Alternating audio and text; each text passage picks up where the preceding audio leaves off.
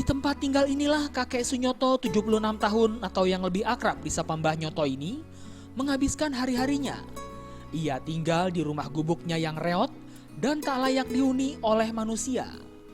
Bayangkan saja, rumah yang terbuat dari kayu bambu dan daun kering ini bolong-bolong.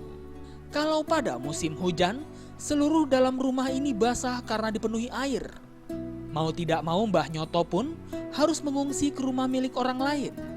Dan pada saat musim kemarau seperti sekarang ini, dalam rumahnya panas karena sengatan matahari. Padahal kondisi fisik Mbah Nyoto saat ini lumpuh. Mbah Nyoto tinggal sendirian, sebatang kara tanpa sanak saudara.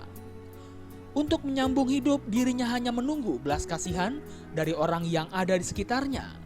Keadaan seperti ini sebenarnya sudah lama dialami Mbah Nyoto.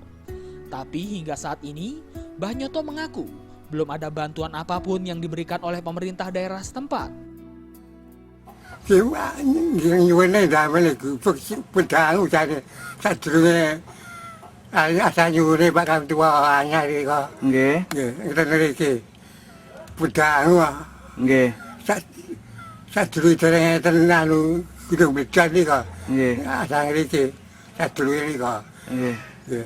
Nanging boten didamel nih.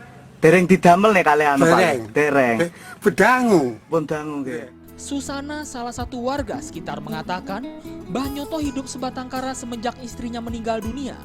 Sementara kelumpuhan kaki Mbah Nyoto akibat patah saat ia frustasi dan mencoba bunuh diri dengan terjun dari atas tower.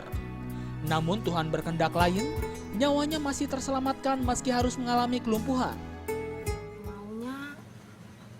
Dibuatin rumah katanya, dibuatin rumah yang lebih kuat, yang lebih kokoh, mungkin kayak yang lain gitu. Kayak layak gitu Mbak ya? Iya, yang layak.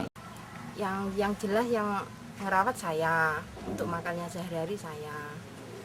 Kalau ada tetangga mungkin sekedar ngasih juga nggak apa-apa. Ia berharap agar pemerintah segera membuatkan rumah Mbah Nyoto yang lebih layak huni, sehingga tidak membahayakan bagi kesehatan Mbah Nyoto. Dari Tulung Agung, Jawa Timur, Hoirul Abadi melaporkan.